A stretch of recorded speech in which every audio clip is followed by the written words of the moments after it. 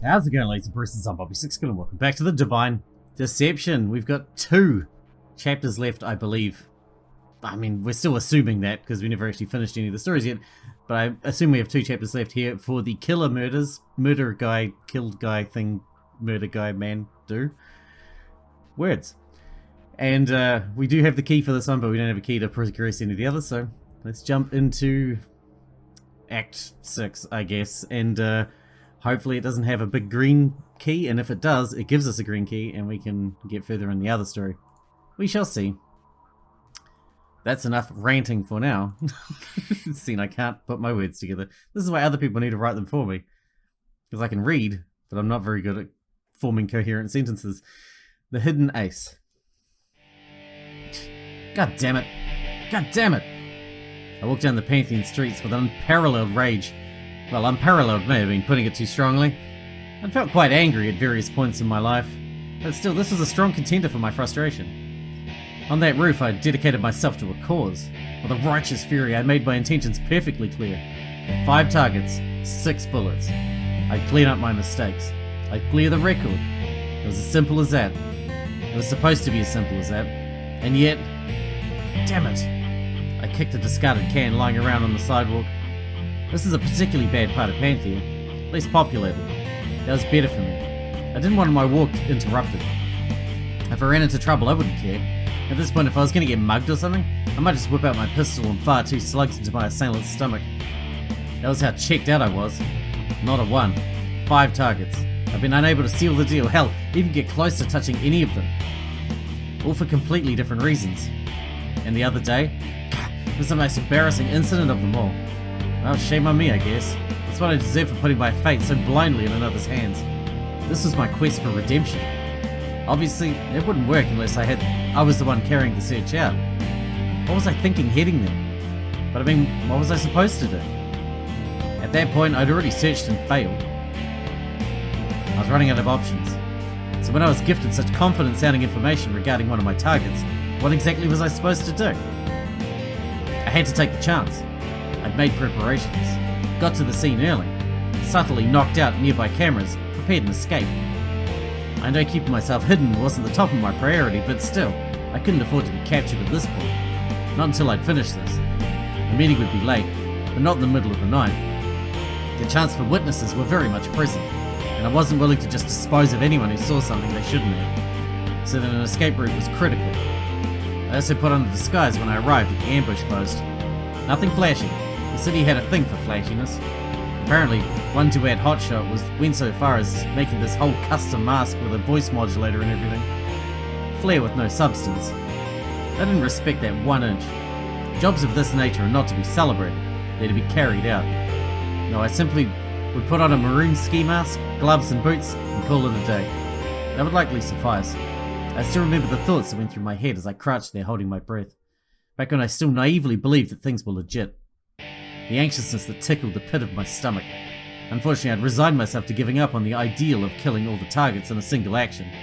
I realized quickly gathering so many people of disparate backgrounds in a single room for my position was untenable. Still, I could make the most of this encounter. Soon enough, I believed Laverna would be meeting with me. Laverna was a private investigator. Oh man, I lost another bet. A fairly good one too, if my research was correct. She'd taken on a fair amount of cases, including the one in relation to my botched assassination attempt at Polly Deisman. I was confident she would have some information that would be useful towards my end. I'd extort that information out of her at gunpoint, and then, when I was confident she had no more use, I'd fire a bullet through her head. 1 down, 4 to go. It was a pretty good plan, I felt. There was just one problem. It hinged entirely on entirely inaccurate information. As I'd soon learn, Laverna had absolutely no intention to visit me. In fact, I doubt Laverna even knew about the meeting spot. Right as the meeting time began to approach, I heard a dull whirring. Whirring? What kind of... Why was there a whirring?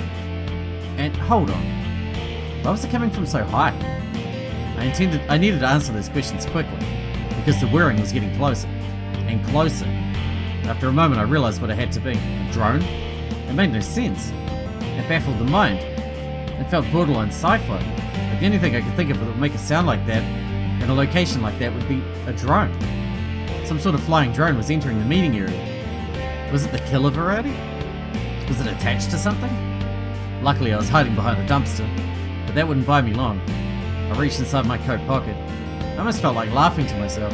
I mean, I had brought it, but the idea that this would actually pay off had barely crossed my mind.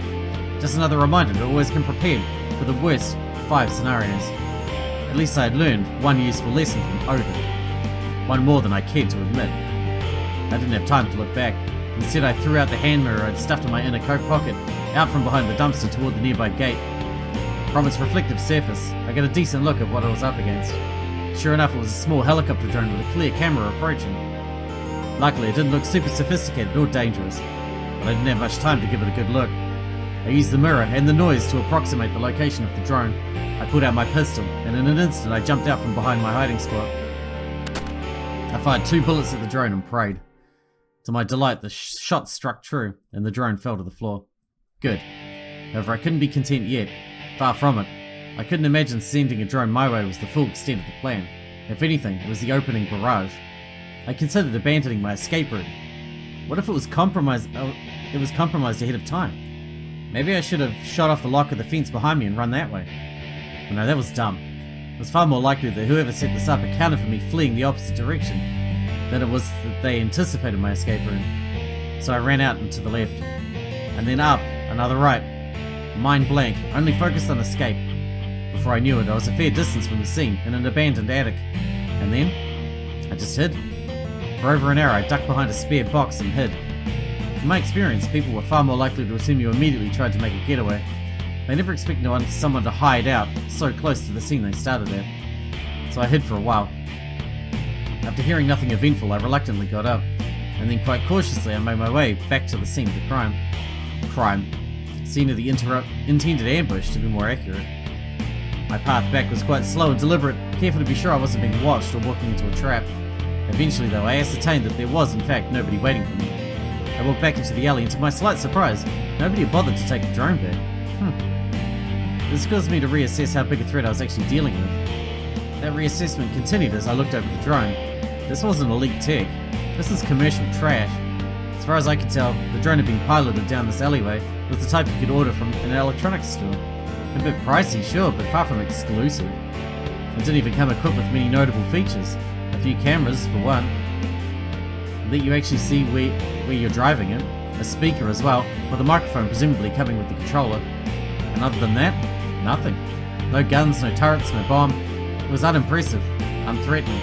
So then what was the purpose of this little drone assault? Just what, to capture me on video? To get a clearer look? Possibly. But that felt weird. The person who contacted me had access to my private number. Surely they'd know me and my deal, right? Or maybe not. Maybe I was assuming too much knowledge on their part, too much competence. They hadn't exactly been wordy when tipping me off. I pondered these questions. I didn't have a clear answer. I still didn't. I thought about it more, still coming up with no leads. It was a thoroughly weird interaction. Frightening one too, at least on my part. But it left more questions than answers. And more importantly, more disappointingly, it was of little use to me. Negative use, if anything. It had wasted my time, a significant amount of it too. I'd gotten my expectations up, all for nothing. I shook my head. Useless. Dumb on my part. How desperate was I for a lead? Pretty desperate as it turned out. My search for leads was turning up painfully short. Ugh. Was this why I never really handled preliminary intel? Was I not really built for this? What was was that the problem? No. It wasn't my fault. I mean, Miss Aisha also had trouble getting details on these people. And she hired the best. If there was little to be known about my targets, that wasn't an accident. It was quite intentional. But by who? The targets themselves, I suppose. Still, it was weird, for this many people to hide their presence so thoroughly. Unnatural. My instincts were telling me that this was unnatural. See, it sounds easy to go into hiding. How hard could it be? But it's a lot more complicated than you'd think. Actually, take a second to picture all the activities that comprise daily life, all the activities that you do. Now think of all the possible trails those activities could leave. Every single way that every single action that you do might ripple out, leaving a thread that connects back. Finding these threads could be hard, sure, but erasing them completely was harder. Well, perhaps I shouldn't be so surprised that I was unable to dig up anything about Locke. He had a criminal's blood in him, no doubt. I tried recapping everything I knew about him. He'd recently moved from a different city. He'd recently made a habit of attending Nahoi's nest. Although thanks to my little blundered attempt, that probably has come to a screeching halt. I also learned that he was acting as Buck's campaign manager. I thought that might be a lead, but despite the surveillance I put on Buck's apartment, there was no dice. My cameras had turned up nothing in the time that I set them up, and there was no telling how long it might take for them to actually pay out. There was nothing to suggest Locke actually met with Buck in person. Maybe they had a separate meeting spot. Maybe they just communicated digitally. I couldn't say. Perhaps threatening Buck directly could get me something.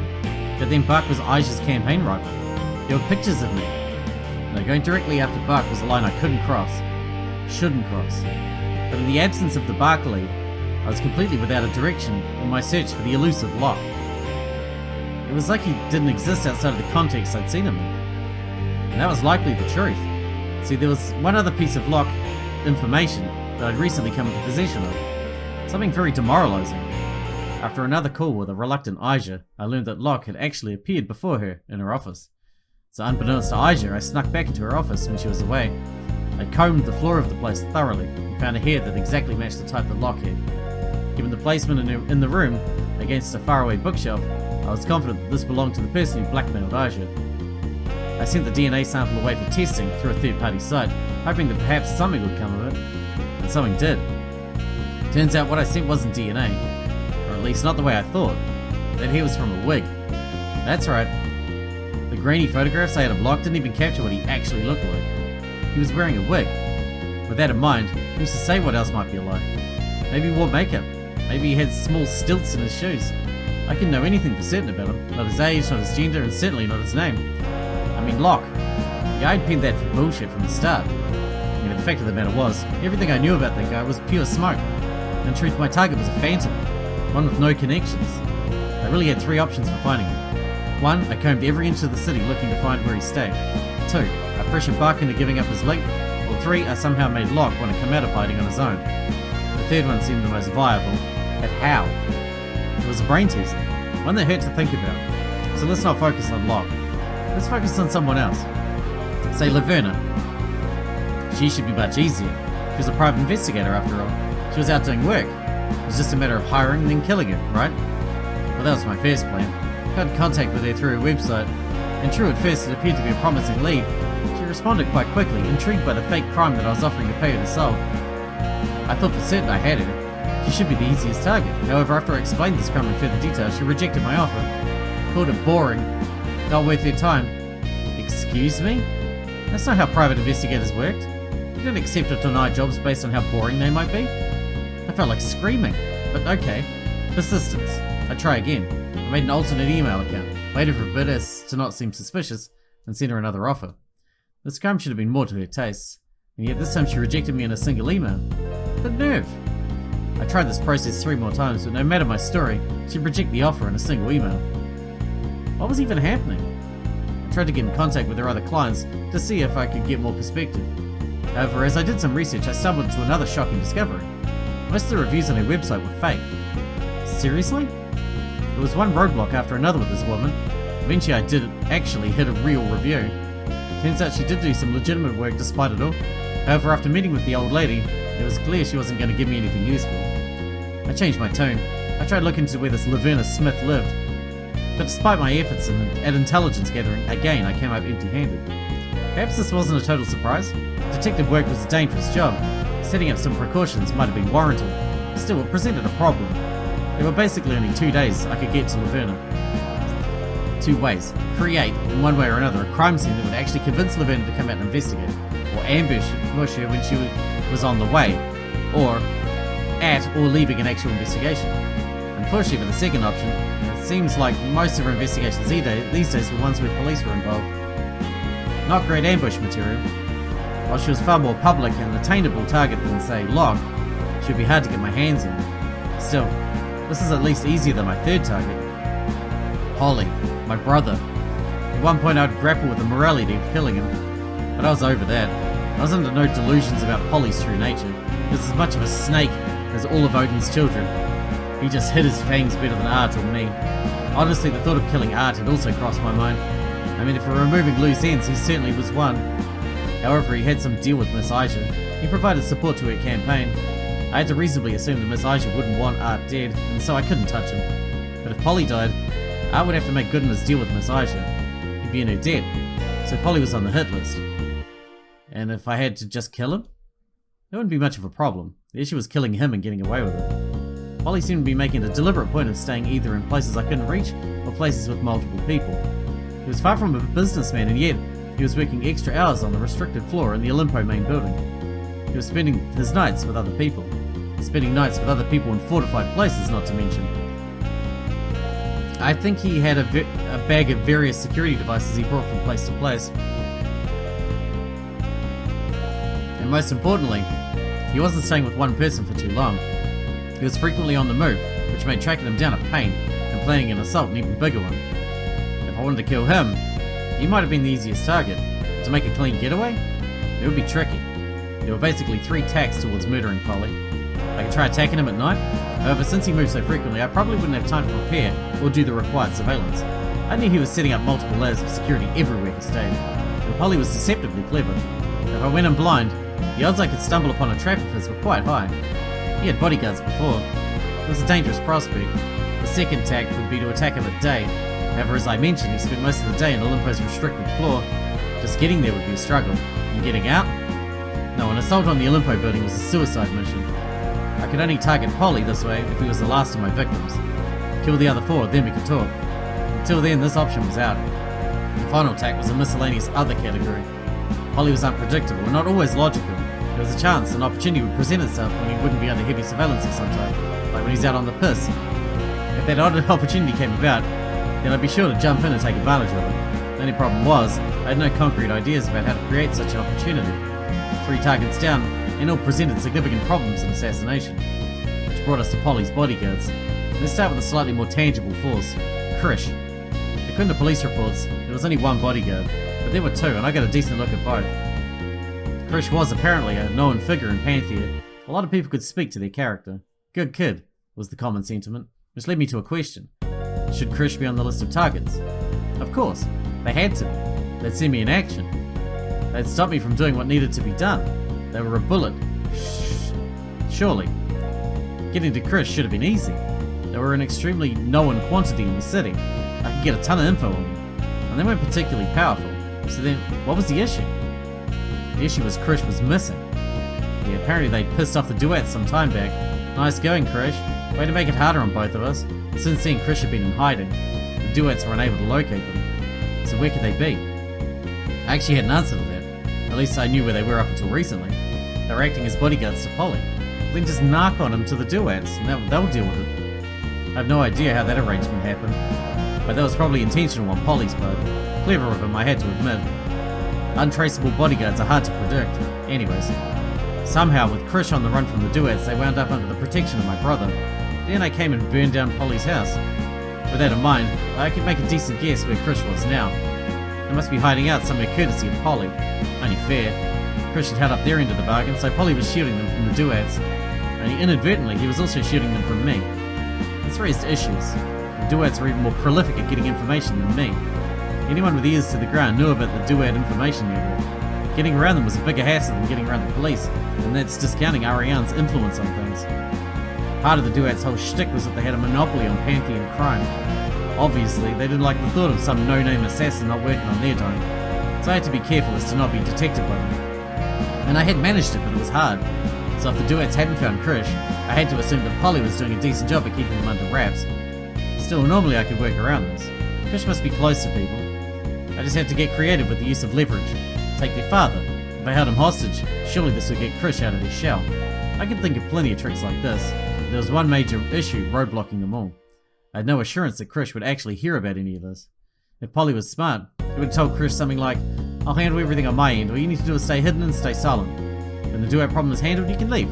For now, just live comfortably in this pre-prepared hiding spot." Krish was likely completely secluded away, both from prying eyes and extraneous information. That was the way to do it. With no desire to leave hiding, no way to compel them, Krish was basically invincible. There was exactly one way to get to Krish. I needed Polly to tell me where he'd hidden them away. This wouldn't be such an issue, but then, see the problems with killing Polly. I could only reliably get to Polly in a last-ditch suicide attempt. Not the right context for extorting information out of him and then acting on said information. Well, there was always the chance that Polly had kept the information where Krish was hidden somewhere else. But even Polly wouldn't be that stupid. Finally, we had target number 5. Vels? A complete question mark. I'd taken a single step toward identifying them. Vels. That was the name, and that was as far as I got. Vels appeared to be a complete enigma, even more so than Locke or Laverna. I knew nothing of Vels' motivations. I knew nothing of Vels' actions.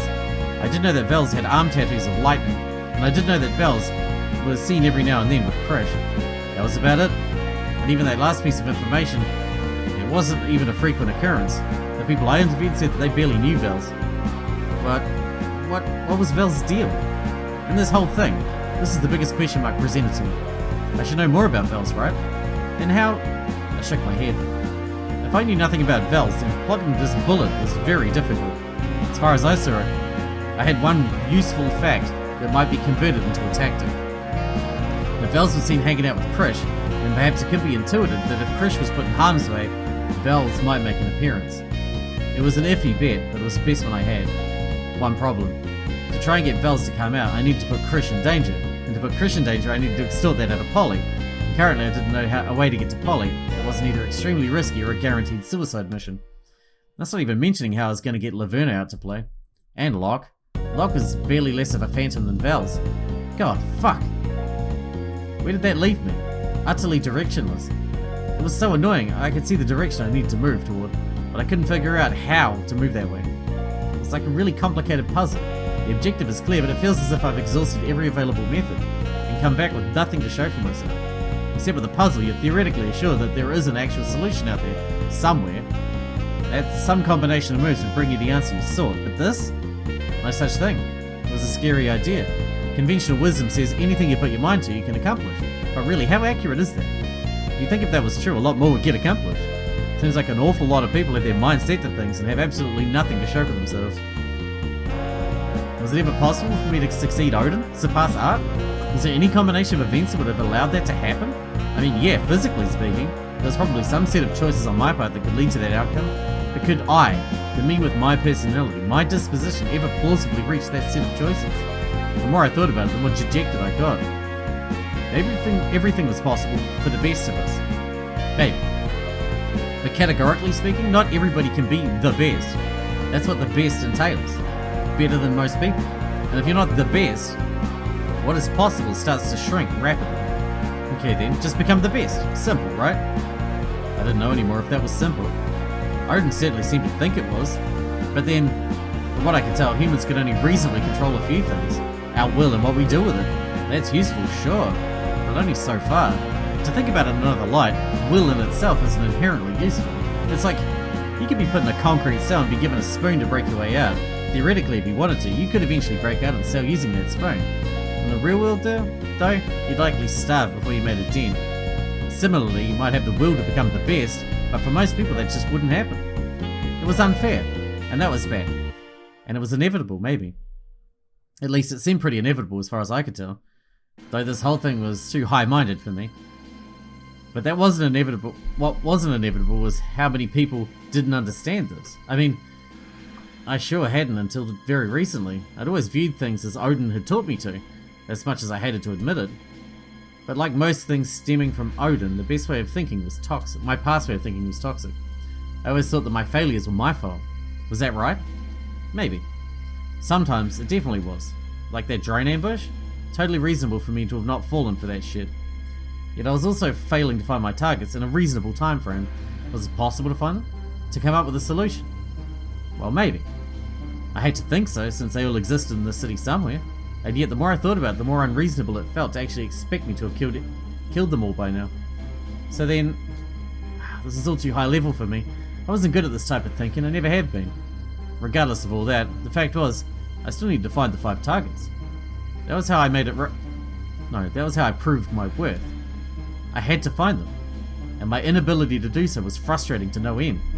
Perhaps I'd reached a level of self-anger so extreme that I defaulted to ignoring the problem in front of me by thinking about extraneous things. Whatever the case, I had to focus up. It was a lie to say I had no leads. I had at least one way to get to each of them. I just needed to find the right combination, the right plan. Think. What will lure Locke out? How do I draw Laverna's attention? Is there a way to isolate Polly? Any other way to track down Krish? Is there another fact I know about Vels, one I can use? No. No, I just couldn't. I'd been walking around aimlessly for what felt like hours, and I'd come no closer to an answer. Despair filled my body. I felt once again like giving up. And then... Huh? Who was calling at a time like this?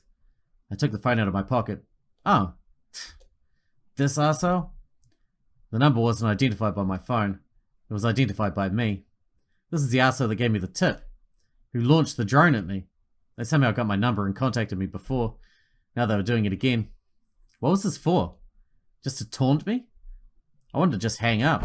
But, well, I had nothing else. Why not? Let's just see what they had to say. What is it? Not feeling too good. I was greeted by a cold but familiar voice. One that was automated, twisted, warped. The caller wanted to remain anonymous, so they were using a filter while contacting me. Did I know them then? Or was it just paranoia? Perhaps they had reasonable assumption that I would run into them at some point or another. Why was I giving this so much thought? Matter of fact, I'm not. Sorry to hear that. Why is that? A lot of reasons, really. For one, I got totally duped by you. Duped? What do you mean? Don't play dumb with me. It's not funny. I promise you, I don't think this is funny either. The meeting spot. You said Laverna would be there. You lied. Instead, I was ambushed by that drone of yours. Yes, well, apologies. That was a miscalculation on our end. Our? Slip up or misdirect? Focus on the now. At any rate, you should know that you were not willfully deceived. Things happen. You should understand. You didn't happen to be compromised, right? Of course not. I'm a professional. Of course, right. That's good to hear. It'd be troubling to hear that you were put in jeopardy, Mr. Deisman. Dropping the last name card, huh? The voice hadn't gone for that little power play last time. Normally I'd recoil at that, but by this point I was a little too numb to it all. That right. It is. Though I get why you might be skeptical. Anyways, I call bearing some good news. Not interested. Oh? Why so sour? I just told you why. Oh, come now. Let's not let a poor first footing Ford get behind a blossoming relationship. Blossoming relationship? Ha! If you want me to have some sort of relationship with you, drop the voice alter and maybe we'll talk. I'm afraid I can't do that, Devon. Then that settles things. Oh, that's kind of sad. There was a pause. I didn't give the voice what they were looking for. Look, Devon, I want to make it up to you. What can I do to help? Is there anything I can do? Anything at all? Telling the truth here was stupid. I had absolutely no idea who I was dealing with. What their possible agenda might be. For all I knew, I was about to majorly shoot myself in the foot. But I was just so tired. Tired of beating around the bush, tired of being clueless. So screw it. Why not play it straight? I want to kill 5 people. If you could help me with the killing of any of them, then maybe I'd feel some appreciation. For a moment I heard nothing. The voice must have been taken a bit aback, not expecting this response. Then a few seconds later the voice continued. 5 people, huh? Someone's planning to be quite busy. Yep. Well, I said I'd do what I could to help you out. So why don't you tell me who these people are? I'll see what I can do. Fine. These are the 5 names of the people I want to kill. Laverna, Locke, Holly Deismer, Krish Devaki, Vels. Quite a list you got there. You're familiar? Of course I'm familiar. That's the thing you gotta learn about me, Devon. I'm always familiar. So you want these people dead? Alright then. That can be arranged? I can feel my ears physically perking up. Stay calm. Don't let this jackass yank my chain. He was talking shit. That was all this was. Oh? I'm listening. Well, actually, this kind of ties into the good news I can tell you. Look, I'm about to text you a location. Tell me when you get it. Seconds later, and sure enough, my phone got a text. I looked to check it, and indeed it was a set of coordinates. Going into the map app, I plotted them in, and saw where it landed me. I found they led to a pretty cruddy hotel not too far from here. Huh. You see it? Yeah, I got it. Great. I'm also going to text you a link that'll take you to a website. When you're on the website, it'll give you a distance. That distance will change as you get closer and further from the target. Get closer? The target? Yes, right. You said you want to be able to kill those 5 people? Right. If I'm not mistaken, this is the key to it all. The key? Right. Go to this apartment, kill the owner, search the room. From there I'm certain you'll be able to clean out the whole list of yours. Is that right? And you're giving this out, what, for free? Of course not. The world doesn't work that way. I thought you know that, Devon. Fact of the matter is, I already want the target dead. So this helps both of us. Win-win. The best type of arrangement. Who's the target anyways? That's... Well, I think it'd just be easiest if you go and find out for yourself after you kill them. I didn't like that response one bit. Honestly, I wasn't too fond of this whole phone call. Why should I trust you? The last time you gave me a tip, it went to shit. Why should I believe that this time's any different? That killing this person will actually get me what I want. Why, huh? The eternal question. Truth is, maybe you shouldn't trust me. From your perspective, I'm sure this is all very sketchy, and the truth is I have no way to prove that I'm being genuine. That said, something tells me you don't have a lot of options right now. That if you did, you wouldn't be talking to me right now. That's what I thought. So look, if you don't want to bother, that's perfectly fine. I've got other ways of handling this. The hard part's really done for me. But you know, I figured this would be up your alley. Up my alley? You know, I don't kill for fun, right? Yeah, whatever. Look, I just gifted you the golden keys to the kingdom. And whether you use them or not, that's up to you. I'm rooting for you though. And just like that, they hung up. What did the voice take me for? Just some pawn who could be pushed around? I wasn't so easily manipulated. That said, it was a weird long shot to throw on the voice's part. I mean, it was an altered voice. Who's to say how legit it was? But even still, if they were completely bullshitting, then they were doing a pretty good job of it. I really couldn't tell. What made me think the voice didn't have my best interests at heart? Mostly the false ambush thing, I guess. But the way the voice was talking, it sounded like they didn't expect things to end up like that. Did I buy that? Well, what would someone who knew my phone number and last name gain by sending a drone like that? Not a lot, I had to guess. Then what had really happened? Maybe Laverna was told the meeting time. She got suspicious and decided to send a drone in her place. That on paper sounded quite plausible, although from the bits I did know about Laverna, I had to say, I didn't quite peg that as her style. Though making judgment calls on someone's style was a pretty asinine way of going about it. Occam's razor suggested, yeah, Laverna sent the drone. So, I could trust the voice? No, I wouldn't go that far. They were hiding their identity after all. Weirdly, they didn't explain who I'd be confronting. The only person I could really trust was Miss Aija. But still, did I not just give up hope? Had I not concluded finding my targets was an impossibility? In the face of that, really, what was the worst that could happen? Did I die? Ha! I'd been prepared for that possibility for a while. In comparison, if the voice was telling the truth, this could be the one chance for a breakthrough. I gave it some serious thought. I weighed the pros and cons. I tried to think through things myself. Finally ended up sighing and just shrugging my shoulders. In the end, I wasn't some mastermind type. I wasn't a detective, not a schemer. I was an assassin, good for one thing: killing. From the start, this whole idea that I would be able to construct some master plan by myself was flawed. Just now, I'd been pointed in the direction of the person to kill. I should follow through on orders. Simple as that. So with nothing else to lose, I began making my way to the hotel. Usually I'd prepare, make a more thought out plan. I was done with that. I had the pistol loaded with 6 bullets, a few other tricks up my sleeve as well. That's all I'd need. Luckily for me, it didn't take a long time to get to the hotel. The location was also in the bad part of Panthea. I entered through the front doors naturally. I was greeted with a receptionist as well as a camera. Oh, damn. Guess I really was on the last leg of life. I tried to work up the effort to care. I found it just wasn't there. I walked right past the receptionist toward the nearby staircase. As far as she was concerned, I was just another guest. Or failing that, meeting up with a guest. When I reached the staircase, I stood next to the supply closet and took out my phone again. Let's see. Sure enough, like the voice said, they texted me a link to a website. I clicked on the link, and my phone's browser took me to a very simple site. It only had one thing on it: a counter. This must be it. I began to walk up the stairs some more, and the number went down. Alright then. I walked up some more, then some more. Flight after flight I climbed until finally I noticed the number increasing. I went back down and walked around the floor. There. It was pretty clear that must be the room. This hotel didn't seem particularly classy, and in fact, judging by the distance from the other doors, I guessed that this apartment was actually pretty small. Who lived here? Whatever. The door was locked, but it wasn't some fancy electronic lock. Good old-fashioned knob lock. Knob lock. This was nothing. Then to get past these was the first thing I decided to learn when I dedicated myself to becoming Aija's unfailing weapon, her Gungniri. No mere walls would block my strike. I got down on one knee and took out my lockpicking set. A lot of the tools I kept on me shifted, depending on what I was feeling, but I never went anywhere without these. Let's see how much effort this hotel decided to put into security. Not a lot, apparently. In but a couple of seconds, I could feel it give way. This is it. No turning back.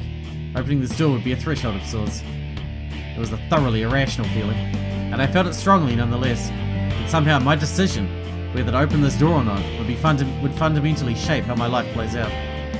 Maybe it wasn't such an irrational instinct, though. I mean, I'd already passed by a witness and a camera.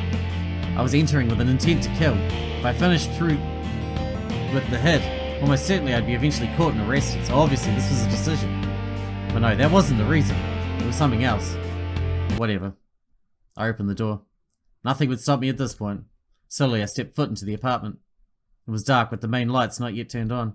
I pulled out my pistol and stepped forward very softly. I didn't want to alert my target that I was entering.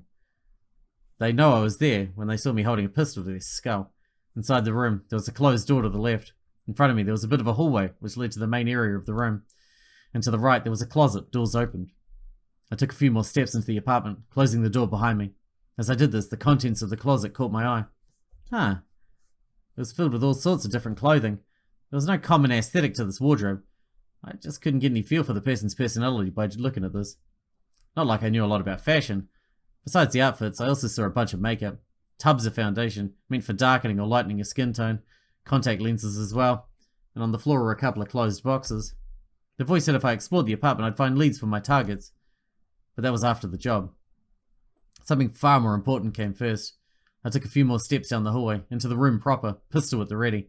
As I came out of the hallway, I nervously scanned left and right, looking for any signs of life, but nothing. I didn't see anybody living in the apartment. To the left there was a bed, not made. To the right a couch, with junk splayed upon it, as well as a chair in front of the desk which housed a laptop that was currently on. Slightly absent-mindedly, I walked further into the room. Something on the couch caught my eye. Lying haphazardly next to a bag was a sleek black mask. Thane.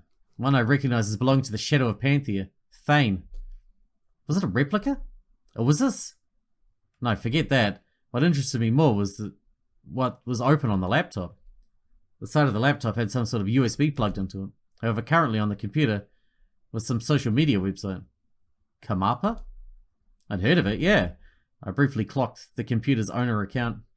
Olaf. I was going to check the computer for more information, but just then I heard the sound of a door opening behind me. Instantly I spun around, pistol at the ready, and I caught the figure dead in their tracks.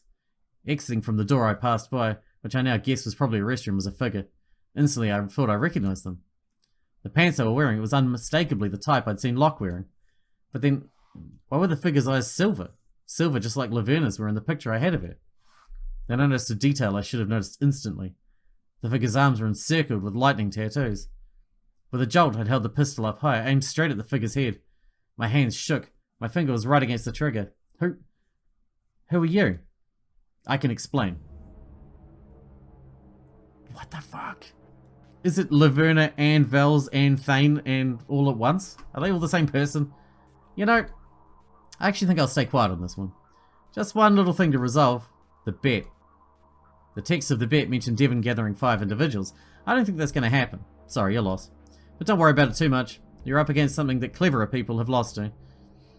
We got a jade key though. That's a gold lock as well.